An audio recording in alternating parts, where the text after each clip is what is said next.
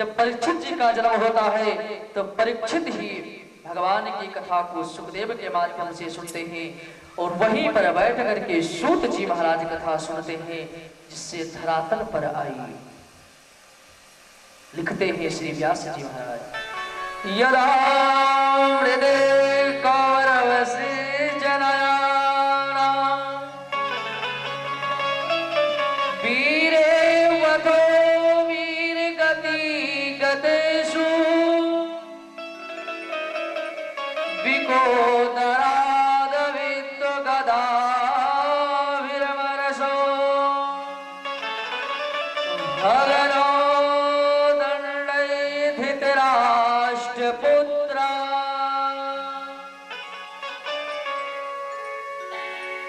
ज्यादा महाभारत के अंदर जाने का समय नहीं है, लेकिन आप यही समझ लें कि भगवान शांति दूत बन करके आते हैं कि पांडवों को केवल 5 गांव दे दो। बहुत लोगों ने समझाने का प्रयास किया, विदुर जी महाराज ने भी समझाया, लेकिन दुर्योधन ने कहा मैं युद्ध के बिना सुई के अग्रभाग भी नहीं दूंगा, मुझे युद्ध चाहिए। अब तो टोलियां तैयार हुई, 18,000 अक्षौणी सेना के साथ में 13,000 से अक्षौणी सेना दुर्योधन के पक्ष में है, 6,000 अक्षौणी सेना पांडव के बीच में है। 5 अक्षौणी सेना, 13, 5, 18, 5,000 अक्षौणी सेना। युद्ध होने लगा। महाभारत का युद्ध 18 दिन तक चला। सबसे प्रलयकारी युद्ध शास्त्र के अनुसार देखा जाए तो देवासुर संग्राम,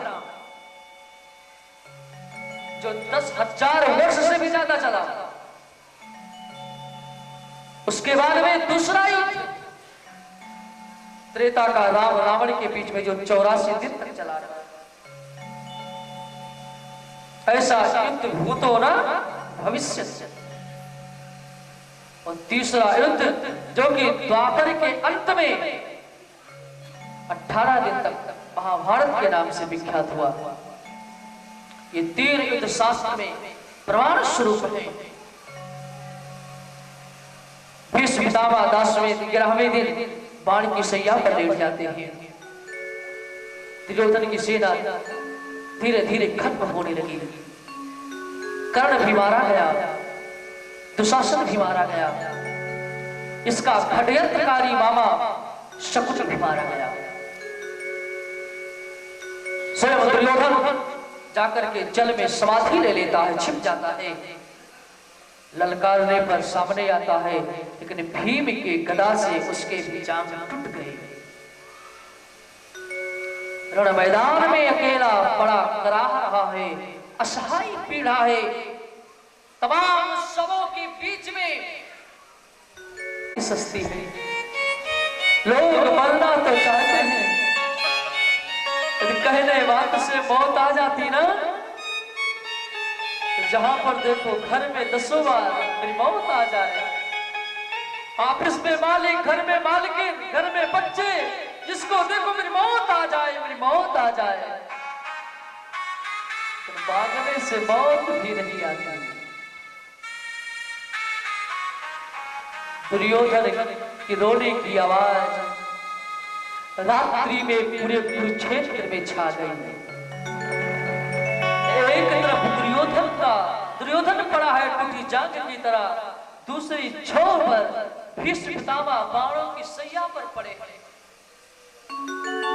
रोने की आवाज भीष्म पितामह के कानों पर पड़ी।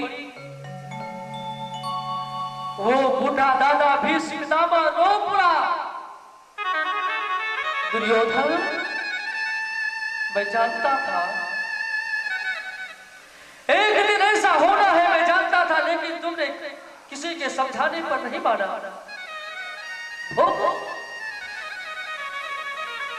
कौन मिट सकता है? कर में प्रधान तुलसी बाबा लिखते हैं, कर में प्रधान विश्व करी राखा, कर में प्रधान विश्व करी राखा, कर में प्रधान विश्व करी राखा, कर में प्रधान विश्व करी राखा, जो जस करहि सो तस करि राखा, जो जस करहि सो तस करि राखा। गीता में भी भगवान कृष्ण ने कहा, कर्मणि वाहि अधिकारस्य मा फलेषु कदाचन। हे जीव, तुम केवल कर्म करो, फल की इच्छा मत करो, तुम्हारे कर्म के अनुसार मैं तुमको फल दूंगा। विद्यार्थी एग्जाम में लिख ही सकता है ना, वहां नंबर तो नहीं मिलेगा कि 100 में 99। कर्म है उसका लिखना, एग्जाम देने गया है तो उसका कर्म है लिखना, अब उसका फल क्या है तो कॉपी चेक करने वाले परीक्षा नियंत्री जानेंगे ना, परीक्षक लोग जानेंगे कितना इसको नंबर दे, कितना इसके अंदर सत्यता है। आज जब दुर्योधन रोने लगा तो रात्रि में अश्वत्थामा से सहन नहीं हुआ, आया मित्र के ना आया और कहा, मित्र तुम रो नहीं होगा। दुर्योधन अपने मन में सोचने लगा, जिसका हम 100 भाई कुछ न बिगाड़ सके, कर्ण जैसा वीर जिसका कुछ न बिगाड़ सके, भीष्म पितामह द्रोणाचार्य कृपाचार्य जैसे कुछ न बिगाड़ सके, अश्वत्थामा तो क्या कर लेगा। लेकिन मित्र है, कहता है तो कुछ न कुछ तो विश्वास रखना ही पड़ेगा। और समझा बुझा करके अश्वत्थामा चल देता है काक उल्लूक न्याय के पद्धति से युद्ध करने। काक उल्लूक जानते हैं आप लोग? अश्वत्थामा बैठा था, रात्रि का समय था, वृक्ष के नीचे बैठा विचार कर रहा है कि कैसे युद्ध किया जाए, कैसे पांडवों का सर काटा जाए। तब तक देखा वृक्ष के ऊपर कौवा बैठे, काले काले कौवे बैठे, और रात्रि में अन्य पक्षियों को नहीं दिखाई पड़ता,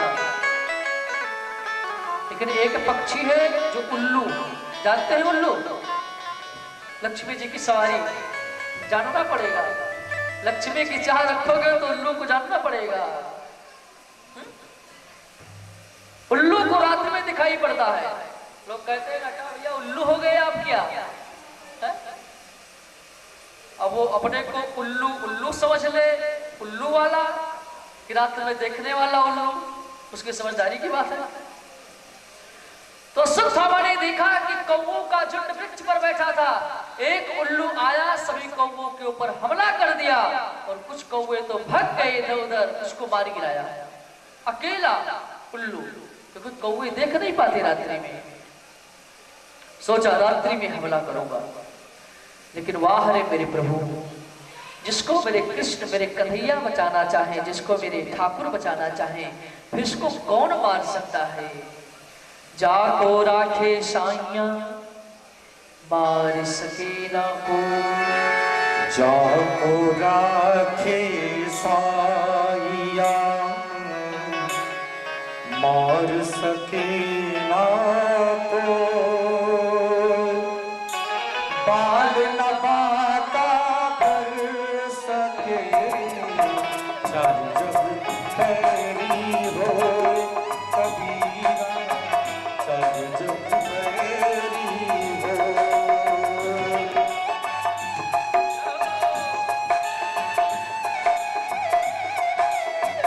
जाको राखे साइया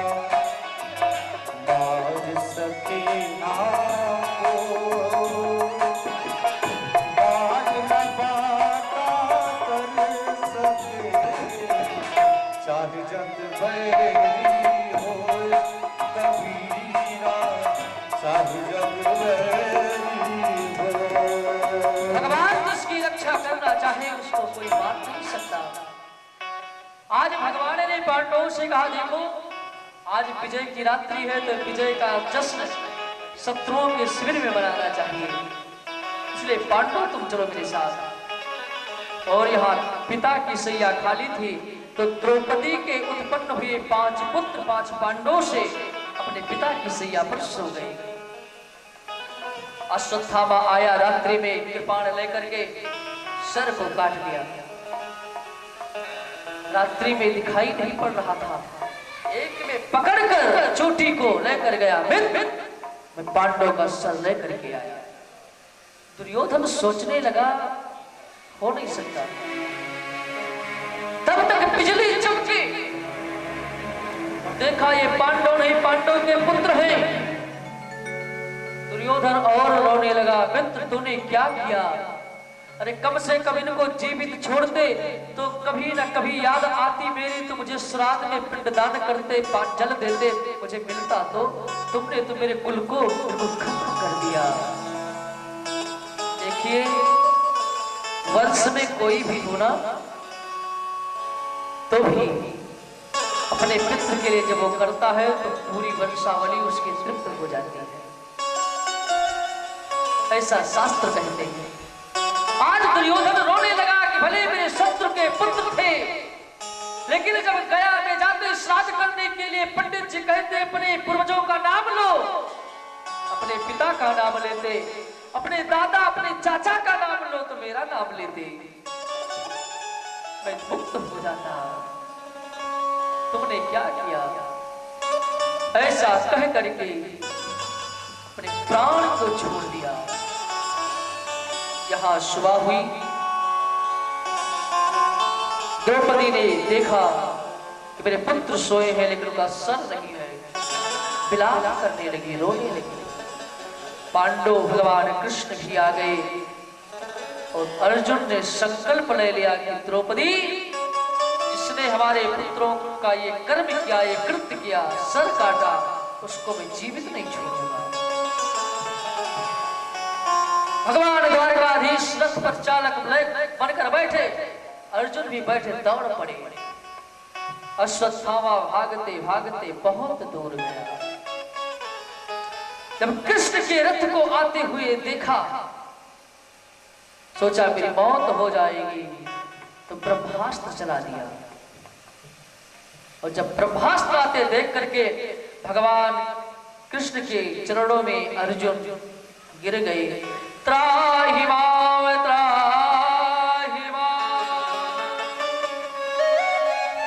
हे प्रभु मेरी रक्षा करो, रक्षा करो। भगवान ने कहा क्यों रोते हो कायर की तरह? अरे अश्वत्थामा ने शस्त्र चलाया है ब्रह्मास्त्र, भी ब्रह्मास्त्र का प्रयोग करो, क्योंकि ब्रह्मास्त्र की शक्ति को ब्रह्मास्त्र ही काट सकता है, ब्रह्मास्त्र ही मिटा सकता है और कोई नहीं मिटा सकता। जहर को जहर ही मिटाता है।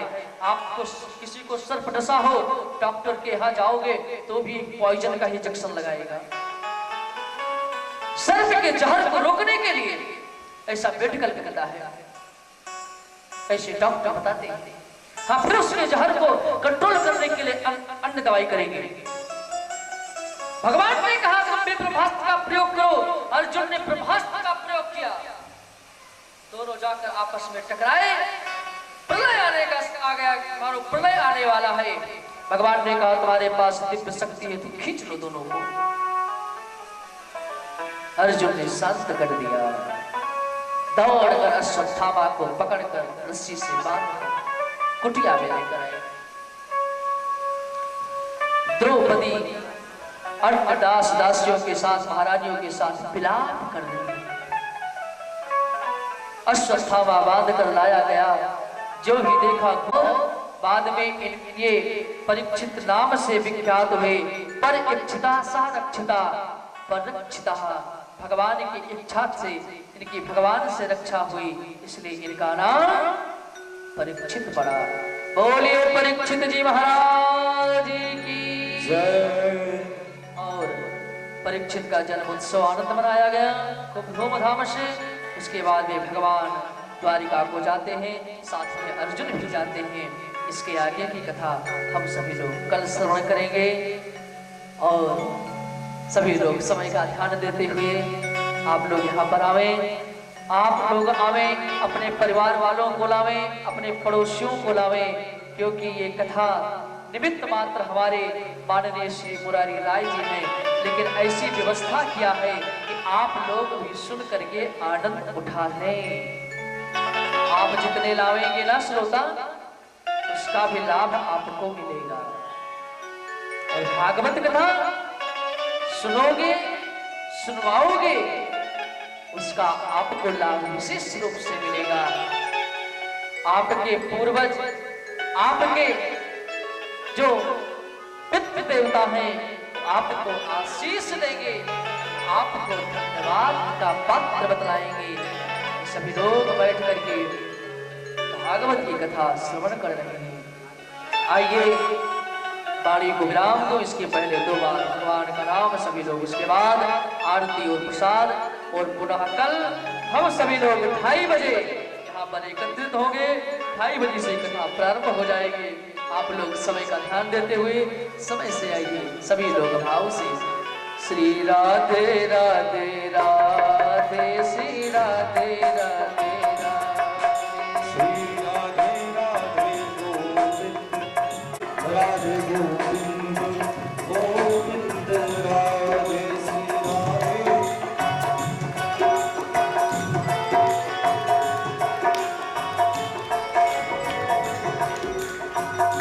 गोविंद राधे गोपाल, राधे गोविंद,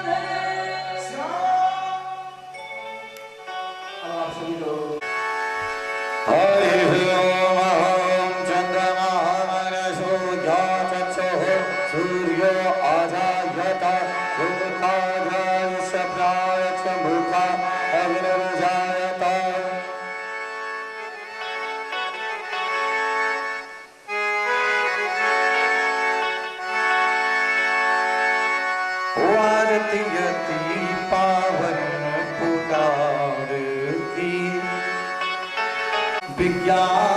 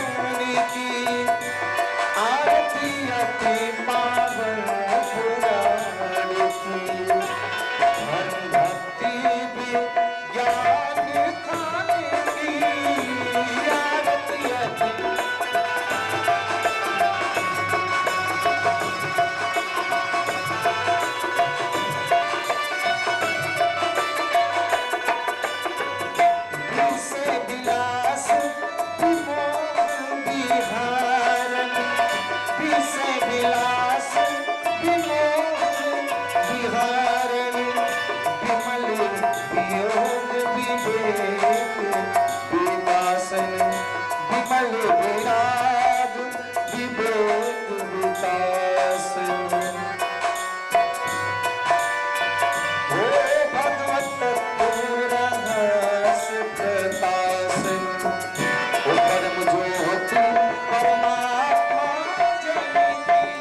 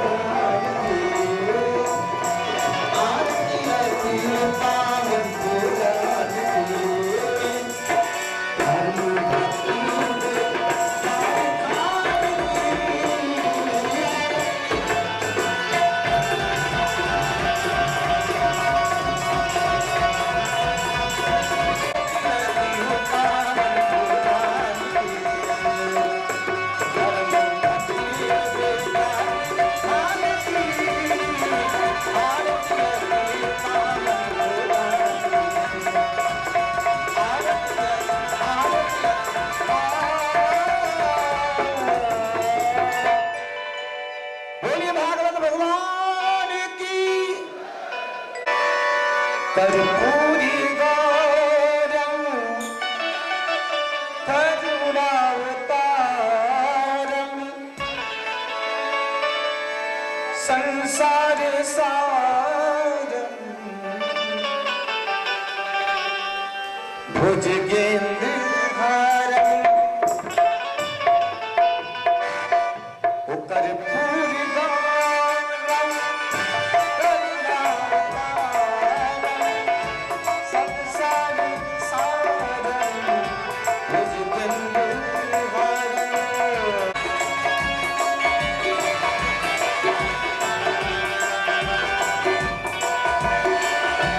सागर संगम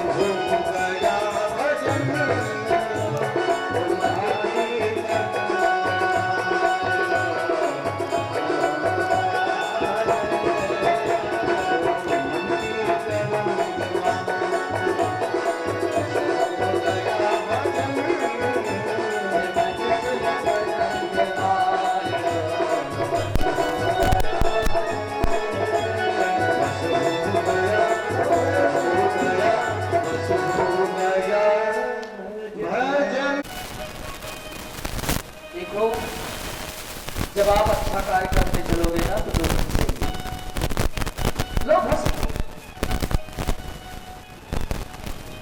आप कल से मंदिर जाना चालू कर दो, 2-4 दिन बाद पड़ोसी लोग पूछेंगे क्या भैया आजकल भक्त बन गए हो? अभी तक तो नहीं जाते थे लेकिन आजकल मंदिर पहुंच जा रहे हो, क्या बात है? 15 दिन बाद गांव के आधे लोग पूछना चालू कर देंगे भैया क्या बात है तो सुबह सुबह आश्चर्य समझेंगे।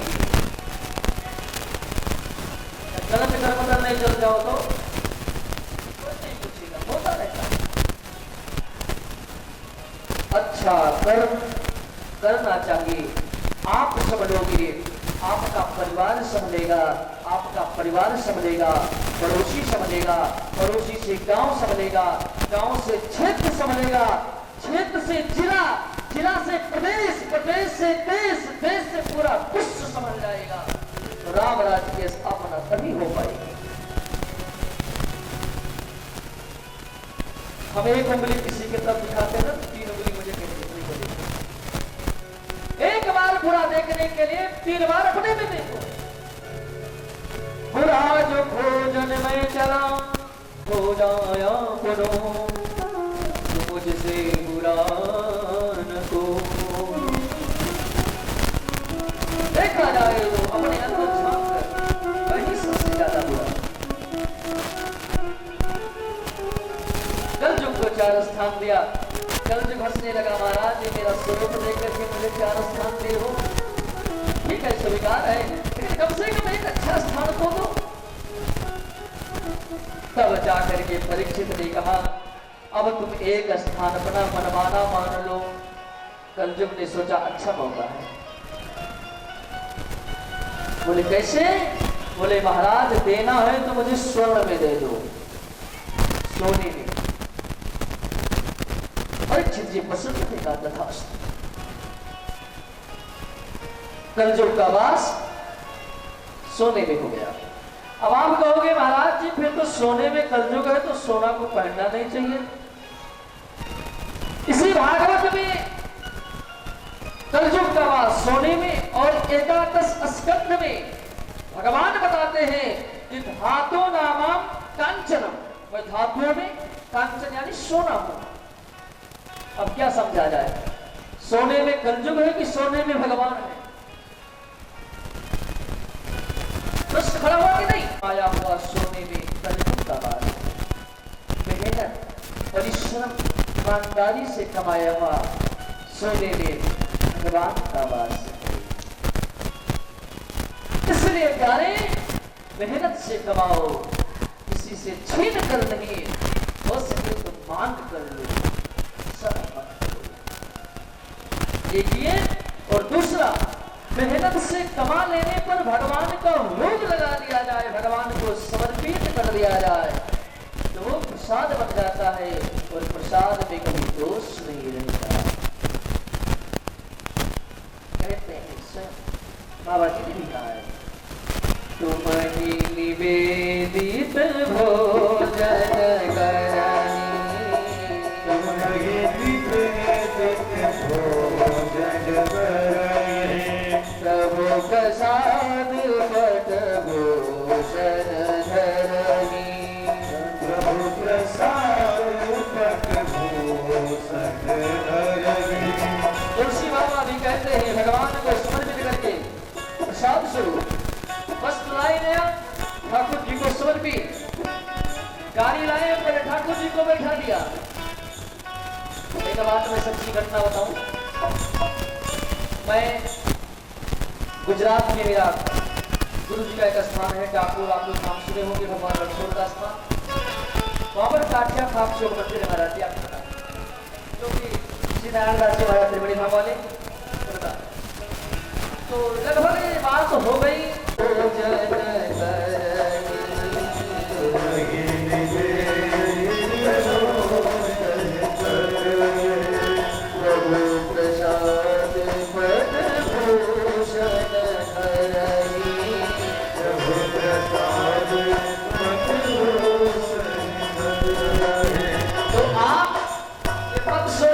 हम सोने में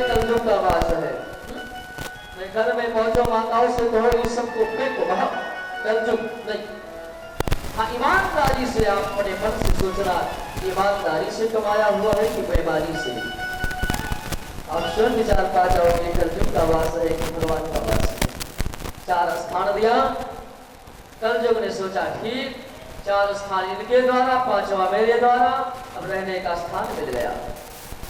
एक दिन परीक्षित जी महाराज अपने राजकोष को खोला तो भीम के द्वारा जो जरासंध का वध किया गया था वो मुकुट लाया गया था। परीक्षित ने सोचा आज इसको पहना है, बड़ा सुंदर है दिक्कत। और जरासंध अब क्या करें, उठ करके बुलवाया होगा। पाप धर्म करना जिसका काम था, पापी व्यक्ति कभी पुण्य नहीं कर सकता और पुण्यात्मा कभी पाप नहीं कर सकता। पाप करने को भी जाएगा तो उसका जीव चलेगा, कदम रुक जाएंगे। अनुभव करके दिल में रहा। तो जरासंध का मुकुट जब परीक्षित ने पहना, भवन से बाहर निकले, कलयुग सवार हो गया। धर्म का शोक था, कलयुग सवार। जंगल में परीक्षित जी गए, प्यास लगी, समीक मुनि के आश्रम में गए, आवाज लगाया समीक जी ध्यान दीजिए। जिस वंश में संतों की सेवा होती थी, जो परीक्षित प्रतिदिन संतों के चरण की धूलि लेकर के तब निकलते थे इबादत के, आज वही संत को ठोंगी मार करके उसके गले में बड़ा हुआ सर्प लपेट दिया, वापस चले आए। समीक ऋषि के पुत्र सर्प को लपेटा है, आज के 7वें दिन उसको तत्क्षण डस लेगा, कोई बचा नहीं पाएगा। और जब परीक्षित गया करके अपना मुकुट उतारे तो बहुत सोच करने लगे, मुझसे बहुत बड़ा अपराध हो गया, तो क्या करूं। इधर पश्चाताप करते हैं और उधर समीक ऋषि को पता चला मेरा पुत्र ने तो श्राप दे दिया। और ऐसे धर्मात्मा राजा कभी होते हैं। हो ये देव भविष्यवाणी, ब्राह्मणों के श्राप, ब्राह्मणों की वाणी कभी बढ़ा नहीं होती। इसलिए संदेशा करवाया राजा के पास, राजन तुम्हारे पास केवल 7 दिन है, तुम्हारे मौत के 7 दिन, कुछ उपाय करो। 7वें दिन तुम्हें तक्षक कसेगा, तुम्हारी मौत हो जाएगी। इतना सुनते ही राजा परीक्षित ने अपने पुत्र यजमेजय को राज तिलक करके स्वयं गंगा के तट पर चल गई। 7 दिन है, मैं कुछ कर लूं, अब आप विचार करें। हमारे आपके भी बीच में केवल 7 दिन ही नहीं, 7 दिन। आप कहोगे महाराज आप श्राप दे रहे हो, केवल 7 दिन आप गिने। रविवार दिन गिनते जाइए आप, रविवार, सोमवार, मंगलवार, बुधवार, गुरुवार, शुक्रवार, शनिवार, 8वां दिन आएगा। इसके बाद फिर क्या, फिर वही कारण, रविवार, केवल 7 दिन। और सर्प यानी तक्षक यानी मौत। मैंने एक दिन कहा था कि जन्म हुआ है तो मरना जरूर पड़ेगा, इससे कोई वंचित नहीं रह सकता है।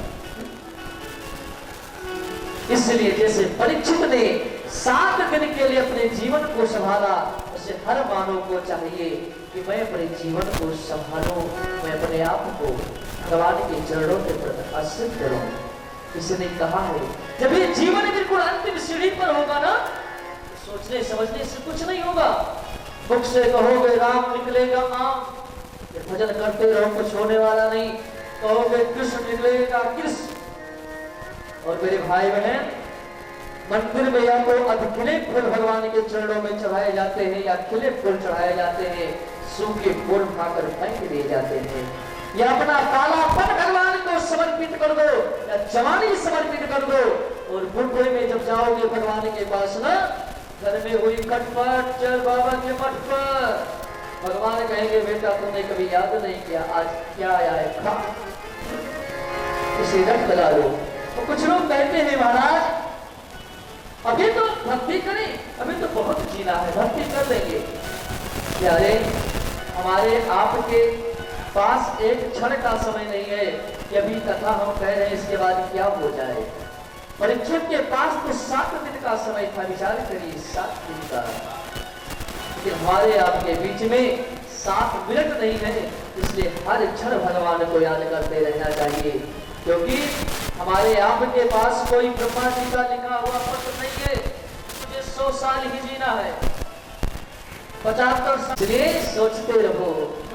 किसी ने कहा जीवन खत्म हुआ तो जीने का ढंग आया। जीवन खत्म हुआ तो जीवन खत्म हुआ तो जीने का ढंग आया।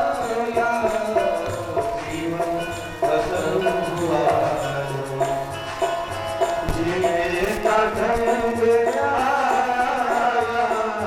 जीवन खत्म हुआ सब लोग गीत गाते हुए